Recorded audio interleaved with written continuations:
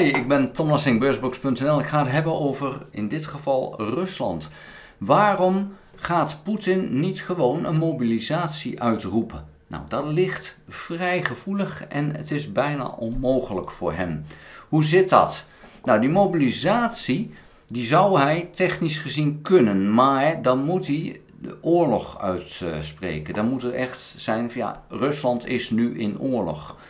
En nu wil het feit dat Poetin niet voor niets heeft gezegd dat het een speciale militaire operatie is.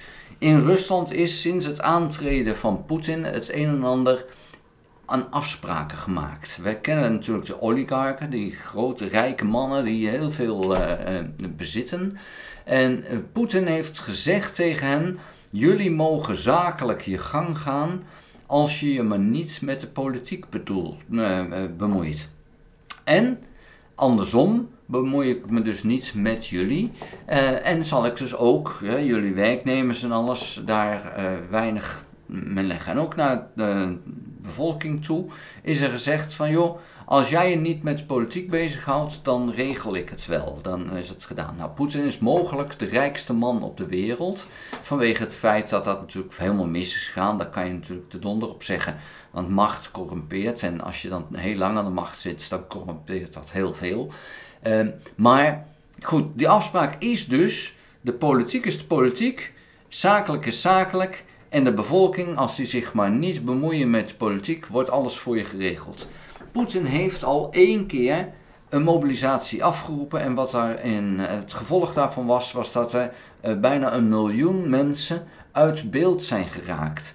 Er zijn er zeker 500.000 naar het buitenland vertrokken en heel veel mensen die dus werkeloos raakten, die hebben gezegd van oké, dan ga ik geen uitkering aanvragen, want als ik een uitkering aanvraag, dan moet ik het leger in. Dus die mensen zijn uit beeld geraakt. Op het moment dat Poetin nu weer een mobilisatie gaat uitroepen en een oorlog uitspreekt, dan heb je kans dat mensen toch in opstand gaan komen en dat de oligarchen gaan zeggen van hey, Poetin, wij hebben een afspraak. Als jij je niet aan de afspraak houdt, dan zetten we je af en dan zetten we een ander neer. Nou, dan is het even de vraag, kunnen ze dat? En er zijn al wat oligarchen zijn uit een hoog raam gevallen, dus dat is eventjes het punt. Maar in ieder geval zou de zaak op scherp gezet worden als hij dat doet. En dat wil Poetin dus eigenlijk ook niet wagen. Dus Poetin heeft zichzelf in een situatie gemanoeuvreerd dat hij klem zit. En daar wordt er niet beter op. En nu zien we ook dat de situatie bij Koersk, daar is nu een ander als opperbevelhebber voor dat deel aangesteld. Nou, als je nu wil dat de zaak in het 100 loopt, moet je dat doen. Want in Koersk zijn te weinig soldaten. Maar hij heeft alleen zeggenschap over de situatie in Koersk. Hij wil meer soldaten. Van wie moet hij die krijgen? Ja, die moet hij krijgen van een opperbevelhebber die net dat deeltje uit handen heeft moeten geven. Dat is natuurlijk een aanfluiting voor die opperbevelhebber. Die gaat niet zomaar soldaten geven. Want op het moment dat hij soldaten gaat geven, gaat die opperbevelhebber merken dat waar die soldaten weg heeft gehaald, de situatie zwakker wordt. Dus er krijgen nu 2 concurrenten in Rusland die gaan strijden om de beschikbare soldaten. Nou, dat gaat hem gewoon niet worden. Ik heb gisteren het boekje van Sun Tzu weer eventjes doorgenomen. Ik vind het leuk om er af en toe eens naar te kijken. En het is zo mooi om dan te zien waarom Oekraïne deze oorlog zou moeten winnen. Want eigenlijk alle facetten op één na, dat is namelijk de oorlog moet je voeren in het land van je vijand. Maar alle andere facetten geven aan dat Oekraïne het goed doet en dus uiteindelijk zou moeten winnen. Ondanks dat Rusland een grotere partij is. En Sun Tzu zegt ook, op het moment dat je tegenstander sterk is en jij zwak, moet je niet aanvallen. Nou, oké, dan moet je dus zoeken naar een zwak punt en dan moet je die sterke vijand op een zwak punt aanvallen. Nou, dat heeft Oekraïne net gedaan door in Koersk binnen te vallen. Dat was een zwak punt en dan kan je dus met je kleinere leger toch een hele grote impact hebben. Zodanig dat daar waar Rusland sterk en groot is, ze nu soldaten weg zullen moeten halen om het probleem in Koersk op te lossen. Nou, dan is jouw vijand is met zijn soldaten constant heen en weer aan het rijden om gaten te dichten. Ja, dat wil je hebben, want op het moment dat ze heen en weer rijden, kunnen ze niet vechten. Dus je ziet nu ook dat bepaalde eenheden in Rusland, die worden constant heen en weer gereden en komen eigenlijk amper tot vechten toe. Want op het moment dat ze dan ingezet kunnen worden, is daar het probleem weg en is het probleem weer ergens anders. Dus dat doet Oekraïne ongelooflijk goed door die Russen flink aan het werk te houden. En ik denk dat dat ook wel zo gaat blijven. En dan heb je dus ondanks je grotere leger, heb je dan weinig voordeel van het feit dat je een groter leger hebt. Je verliest ongelooflijk veel. En als je onderweg bent, dat hebben we ook van de week gezien, dan ben je gewoon kwetsbaar.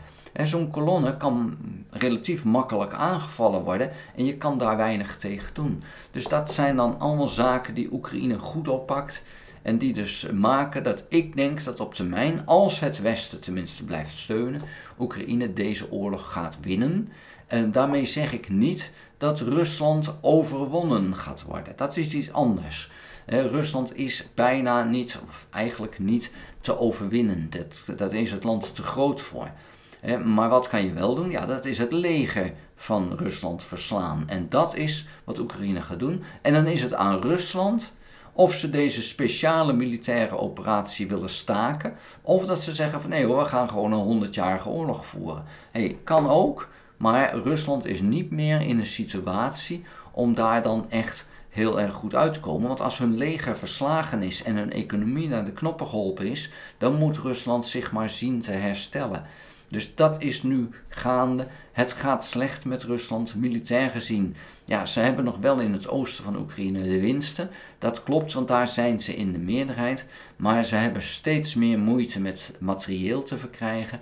De economie gaat echt fors achteruit. De embargo's hebben zin. Het duurt even voordat ze loskomen, maar dat heeft allemaal zin. En je ziet nu dat die economie aan het instorten is, dat de bevolking verarmt, dat er steeds minder werknemers zijn, want 1000 soldaten per dag gaan eraan. Maar die soldaten zijn eigenlijk werknemers die in Rusland aan het werk zouden moeten zijn om onder andere de economie te steunen. Dat doen ze niet. 1000 per dag gaan er vanaf. De bevolking van Rusland is nu ook echt aan het krimpen, dat doet het al jaren, maar dat is aan het versnellen dankzij 1000 soldaten per dag die omkomen. Dus dit gaat helemaal niet goed voor Rusland. Dan kan je zeggen, ja, het gaat ook niet goed voor Oekraïne, dat klopt, maar Rusland is hier de aanvallende partij en die moet maar zien of ze die aanvallen kunnen blijven volhouden. En ik denk dat dat uiteindelijk dus niet zo gaat zijn en dat ze het gewoon moeten opgeven, omdat ze uitgeput raken. Dan wil ik erbij laten. Vond je de video interessant? Geef een duim. Heb je nog geen abonnement op dit kanaal? Abonneer je dan. Druk dan ook op belletje. Krijg je notificatie als ik een volgende video gemaakt heb. Ga ook naar www.beursbox.nl en schrijf daarin op de gratis nieuwsbrief. Dank voor het kijken. Tot de volgende keer. Houdoe!